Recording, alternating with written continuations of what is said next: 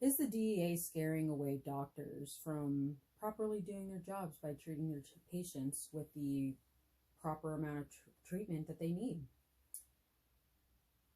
Are is the DNA considering doctors as overprescribing? Where do we draw the line for overprescribing medications to their patients? By federal law, there should be a protocol for the DEA to go through to receive a court order approved by the judge in order to investigate the medical history between patients and doctors. Without this, and there's in most states in the country, throughout the country, there isn't a law with this, but without this, there is a violation within patient and doctor confidentiality when the DNA can get access for these histories. So we're going to talk about that in this speech. The DEA is essentially scaring away doctors from properly treating their patients.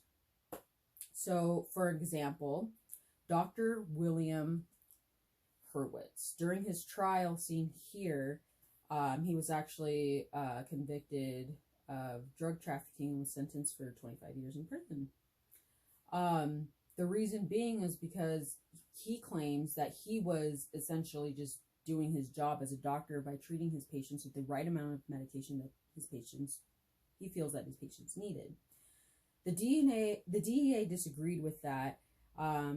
They believe that he used it as drug trafficking in order to gain money under the table. Essentially, that was not the case, however. He was just trying to do his job as a doctor. But where do we draw that line between overprescribing and having the DEA involved in investigating when there's nothing to investigate because there's a doctor just merely doing his job? The same thing goes with patients here. Here we have Richard Pay. He was sentenced to 25 years in prison for forging prescriptions in order to receive the proper treatment he needed for his chronic pain.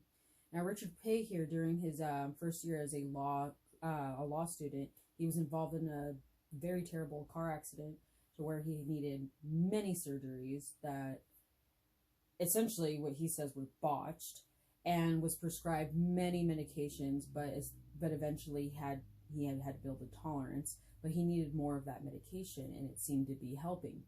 However, when that happened over in New Jersey, when he moved to Florida with his family several years later, he couldn't find a doctor, or the right doctor, to prescribe him the same amount of prescriptions that he was being prescribed from his previous doctor in New Jersey. So, with the trouble of finding a doctor that would essentially be the right amount of pills to prescribe for him, he had to forge his own prescriptions using his old doctor's name, and eventually he was caught doing that by the DEA and was arrested and sentenced for 25 years. The amount of the desperation that a patient has to go through in order to receive his prescription pills just to treat his chronic pain is astounding. That he would risk everything he has in order to get what he was receiving before. I feel like there needs to be a line drawn to this. It all goes back with the DEA and their easily accessible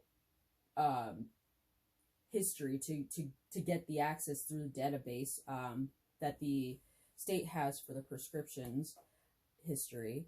But the fact that he would risk everything just to get what he wanted, what he had before, it's just astonishing to me.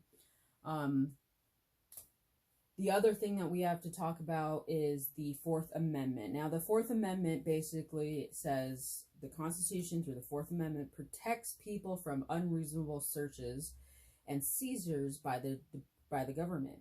The Fourth Amendment, however, is not a guarantee that all searches and seizures, but only that are deemed reasonable under law. So now, our privacy is essentially being violated with the DEA granting themselves an administrative subpoena to go ahead and receive access from this database and investigate on it. I feel that the state should say, hey, stop, like, no, this is people's medication here that has sensitive information that can include their mental illnesses, what they're diagnosed with, what they're prescribed. And without a court order, without a judge approving this, they should have some like probable cause. They can't just go ahead and willy-nilly just go in there like, hey, I have your information, here we go, I know everything about you now. That violates the the act of privacy right there, which violates the Fourth Amendment here. I feel like we have too much sensitive information here that is being accessed to the DEA, and I feel that there should be a probable cause. There should be a reason why the DEA has to go through the background of a person's history. That's a violation of privacy. It's violations of the Fourth Amendment. Patients like Richard Pay has to go through all loopholes and just to be arrested and risk everything he has just to get the right treatment. Doctors like Dr. Hurwitz had to go to prison just for merely doing his job. Basically, that the DEA needs a protocol, some sort of protocol and probable cause to present to a judge to get approval, to get a court order, in order to start investigation between doctors and their patients. Otherwise, it would be a violation of privacy. And basically, it is our right as citizens to protect our privacy and to receive the proper medication that we deserve. And thank you for coming to my speech.